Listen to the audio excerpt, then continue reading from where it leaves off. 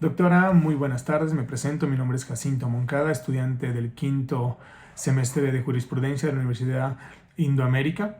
El día de hoy voy a defender mi artículo científico en el cual yo me basé.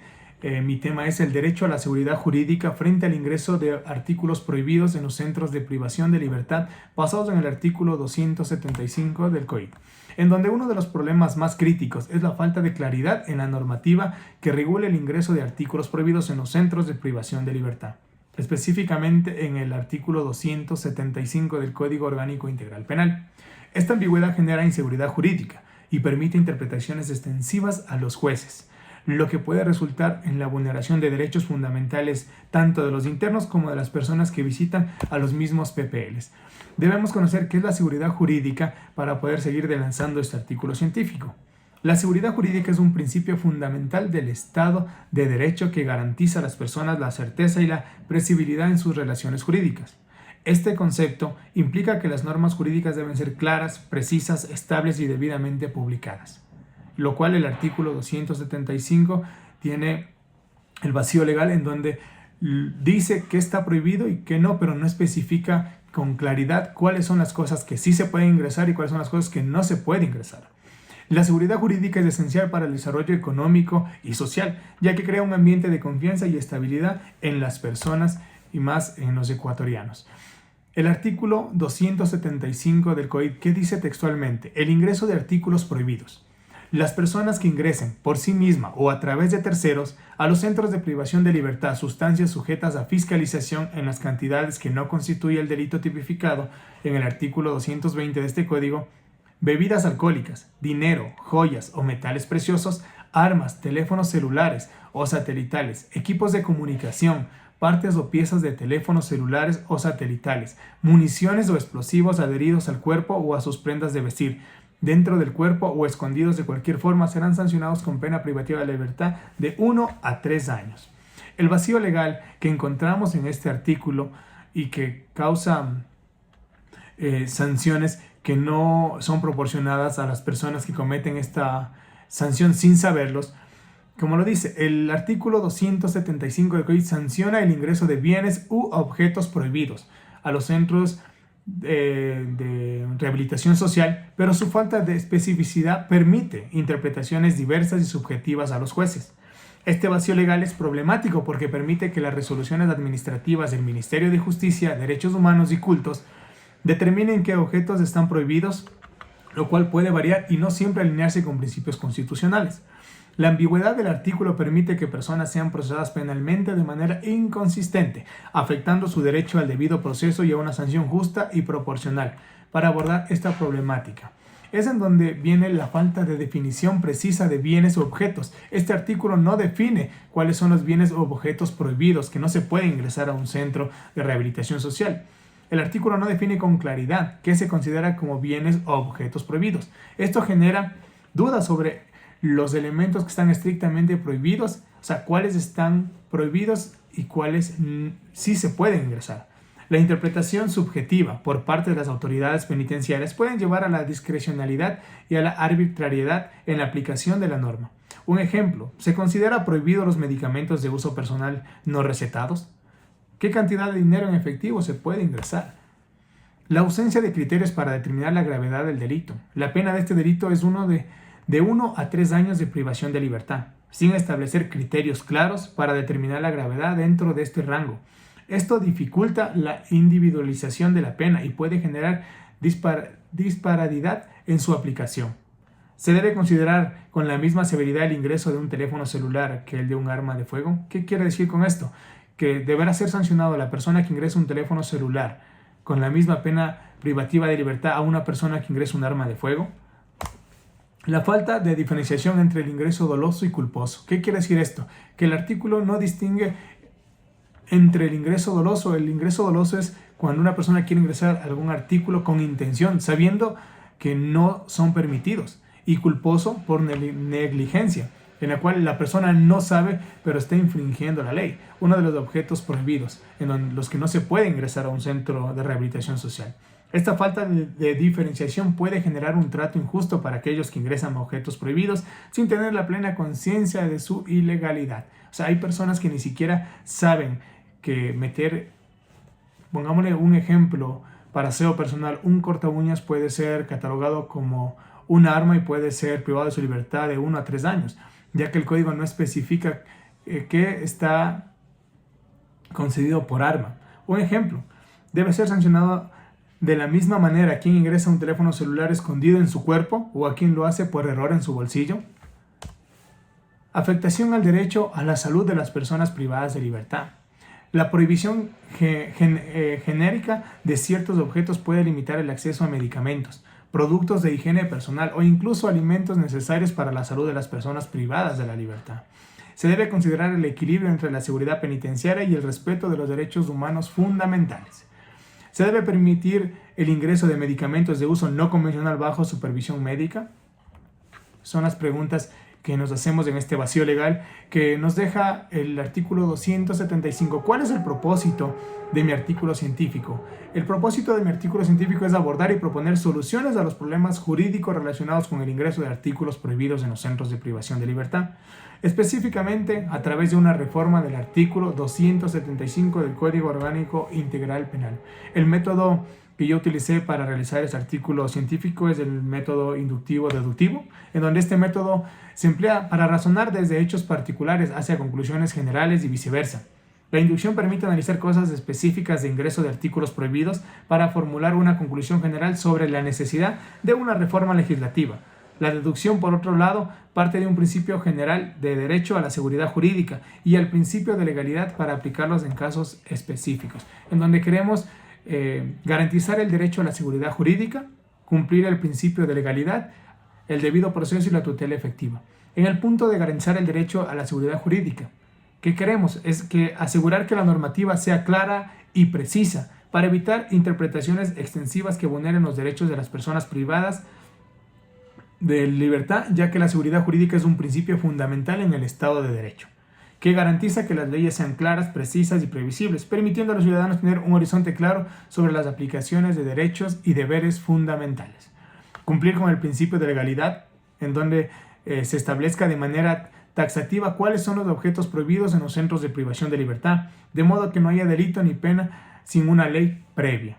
Lo que es el debido proceso y la tutela efectiva, asegurar que las personas privadas de libertad tengan acceso a un debido proceso y a una tutela efectiva de sus derechos, eliminando los vacíos legales que actualmente existen. Debemos dar un concepto de que el debido proceso implica el conjunto de derechos y obligaciones que deben ser respetados por los administradores de justicia al momento de emitir una decisión. Eso es un debido proceso, en donde los jueces deben respetar lo que dicen las leyes, más no lo que ellos crean conveniente. En donde la tutela efectiva, por su parte, asegura que los derechos de las personas sean protegidos de manera efectiva por el Estado, garantizando el cumplimiento de las normas y los derechos de las partes en cualquier proceso judicial o administrativo. Estos principios son esenciales para garantizar la seguridad jurídica y el respeto a los derechos humanos y a su aplicación adecuada es crucial para evitar abusos de poder y garantizar un sistema de justicia justo y equitativo aquí en el Ecuador. Debemos también conocer desde cuándo se fue tipificado este delito. En el Ecuador este delito de ingreso de artículos prohibidos se ha tipificado a partir del 10 de agosto del año 2014, generando una vulneración al derecho de la seguridad jurídica, puesto que enumera algunos verbos rectores que entre ellos encontramos el ingreso por sí mismo o a través de terceros a los centros de privación de libertad. Como ya lo habíamos dicho, el problema y el vacío jurídico surge cuando determinadas personas han sido procesadas penalmente en base a una normativa emitida por el Ministerio de Justicia y Derechos Humanos, en los cuales se establece una clasificación de artículos prohibidos, sin que alguno de estos objetos a los que hace referencia en esta normativa esté prescrito en el Código Orgánico Integral Penal. Pero en su inciso final solo determina bienes o objetos prohibidos, dejando un vacío legal a cuanto a la especificación de bienes o objetos, sin la correspondiente singularización, circunstancia que en la práctica se lo ha aplicado. Esta clasificación de artículos o objetos prohibidos en base a la normativa dispuesta en el Ministerio de Justicia, violentando al principio de la seguridad jurídica. A pesar de que ya había un reglamento del Sistema Nacional de Rehabilitación Social, el artículo 275 no se basa en este reglamento, en el cual este fue aprobado por el Ministerio de Justicia y Derechos Humanos y Cultos en su artículo 100, en la que define artículos. O sea, en este reglamento ya tenía definido cuáles son los artículos que están prohibidos ingresar al centro de privación de libertad y los artículos que sí son permitidos, en los cuales el artículo 275 no toma en cuenta este reglamento en el artículo 100 que dice,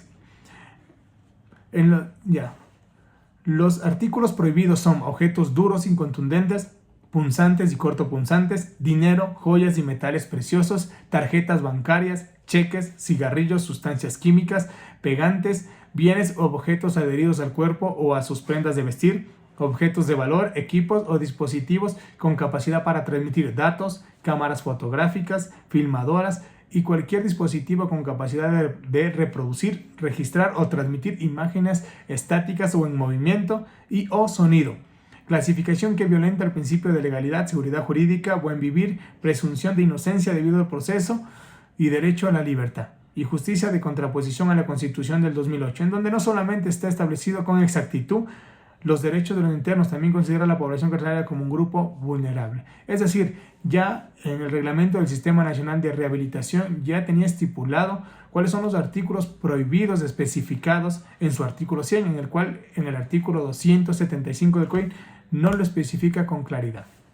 Como sabemos, el Estado, como único responsable de la tutela de estos derechos, tiene como institución reguladora y sancionadora al derecho penal, quien asume el rol de protector de la sociedad, mismo que ha causado abusos de poder y excesos al imponer una sentencia condenatoria en base a un reglamento haciendo una interpretación extensiva de tipo penal de contraposición a lo dispuesto en el artículo 13 del COI, mismo que determine sus numerales 1, 2 y 3. La interpretación en materia penal se realizará en el sentido que más se ajuste a la Constitución. ¿Qué dice el artículo 13?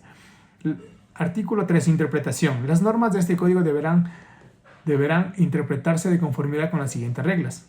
Numeral 1. La interpretación en materia penal se realizará en el sentido que más se ajuste a la Constitución de la República de manera integral y a los instrumentos internacionales de derechos humanos. Numeral 2. Los tipos penales y las penas se interpretarán en forma estricta, esto respetando el sentido literal de la norma. Numeral 3. Queda prohibido la utilización de analogía para crear infracciones penales, ampliar los límites de los presupuestos legales que permitan la aplicación de una sanción o medida cautelar para establecer excepciones o restricciones de los derechos. ¿Y qué es lo que conlleva el artículo 275 al no especificar con exactitud las cosas que no se pueden ingresar a un centro de privación de libertad? Lo que crea y el caos y el problema que genera al abarcar y tomar decisiones es la inseguridad jurídica, en donde la falta de claridad en el artículo 275 del Código Orgánico Integral Penal sobre cuáles son los objetos prohibidos en los centros de privación de libertad genera inseguridad jurídica. Esta ambigüedad permite la interpretación extensiva de la ley penal, lo que puede resultar en la vulneración de derechos a la seguridad jurídica de las personas privadas de libertad. También crea un aislamiento como sanción disciplinaria, donde las personas privadas de libertad tienen el derecho a no ser sometidas a aislamientos como sanción disciplinaria. Sin embargo, en la práctica este derecho puede ser vulnerado afectando su bienestar físico y mental. También tenemos lo que es la violencia y abusos. La falta y control y supervisión adecuada en los centros de privación de libertad puede llevar a episodios de violencia y abusos, especialmente contra grupos vulnerables como son los PPL, como los inmigrantes, quienes pueden ser víctimas de abuso por no hablar el idioma fluido. La falta de recursos para la salud integral, como ya habíamos puesto el ejemplo. Las personas privadas de libertad tienen derecho a contar con recursos humanos y materiales necesarios para garantizar su salud integral. La carencia de estos recursos constituye una vulneración de derechos. Las condiciones inhumanas también que se dan en las cárceles de nuestro país, como la prohibición de objetos personales, que no ponen en riesgo la seguridad del centro de privación de libertad, como los objetos religiosos, pueden ser vistos como una forma de trato cruel, inhumano y degradante. La falta de oportunidades de la rehabilitación que también carece nuestro país, la falta de programas efectivos de rehabilitación y reinserción social limita las oportunidades de los internos para reintegrarse a la sociedad, afectando su derecho a la educación, el trabajo y la recreación. Debemos saber que la seguridad jurídica se determina que actualmente debe ser entendida dentro de un estado vigente de derechos, como una justicia, es decir, la voluntad de dar a cada ser humano el derecho que le corresponde, o sea, dar a cada quien lo que le corresponde. como exigencia de adaptación del derecho a la realidad de la vida social. Para fortalecer la seguridad jurídica en Ecuador, es fundamental abordar las ambigüedades presentes en leyes como el artículo 275, una propuesta concreta en la reforma legislativa que establezca de manera detallada y exhaustiva cuáles son los objetos prohibidos en los centros de rehabilitación social. Esta forma contribuirá a la transparencia y la previsibilidad del sistema legal, reduciendo el margen de interpretación subjetiva por parte de las autoridades y que no se tomen atribuciones que no son y que la gente sea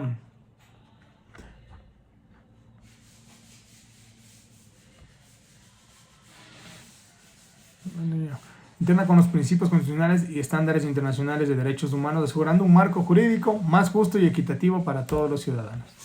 La propuesta que hace mi artículo sobre el artículo 275 es proponer un anteproyecto de ley reformatoria en el artículo 275 del COIT, donde se establezcan de manera taxativa los objetos prohibidos. Esta reforma debería incluir un listado exhaustivo de artículos cuyo ingreso a los centros de rehabilitación esté prohibido, basándonos en criterios de seguridad y rehabilitación. Además, se sugiere que cualquier modificación futura de este listado sea realizada a través de un proceso legislativo y no mediante resoluciones administrativas, garantizando así mayor transparencia y control democrático. Como lo había dicho, la seguridad jurídica es fundamental para garantizar el respeto y la aplicación de los derechos constitucionales. Es necesario que existan leyes claras y públicas que definan de manera precisa los derechos y obligaciones de los ciudadanos y que las autoridades competentes apliquen estas normas de manera coherente y predecible. La Corte Constitucional del Ecuador ha destacado la importancia de la seguridad jurídica en varias de sus sentencias, enfatizando que las leyes deben ser claras y aplicadas de manera uniforme para evitar la incertidumbre jurídica. En el contexto de los centros de rehabilitación social, la seguridad jurídica es esencial para garantizar que los privados de libertad y sus familias comprendan claramente qué conductas son lícitas y qué conductas son ilícitas, y cuáles son las consecuencias de infringir las normas y la ley. Esto no protege a los individuos de posibles abusos de poder, sino que también facilita la rehabilitación y reinserción social a objetivos primordiales del sistema penitenciario de nuestro país. Y por último, para concluir mi artículo científico, para garantizar la seguridad jurídica y el respeto a los derechos constitucionales como el debido proceso y la libertad, es necesario que se reforme este artículo 275 del Código Orgánico Integral Penal para que se establezca de manera clara y precisa cuáles son los objetos prohibidos en los centros de privación de libertad. Esto evitará la aplicación arbitraria de la norma y asegurará que los derechos de los ciudadanos sean respetados y de todo el pueblo, y con eso no tendríamos un vacío legal en este artículo en donde genera muchos problemas y abuso de poder ante las autoridades y jueces que toman decisiones. Muchísimas gracias.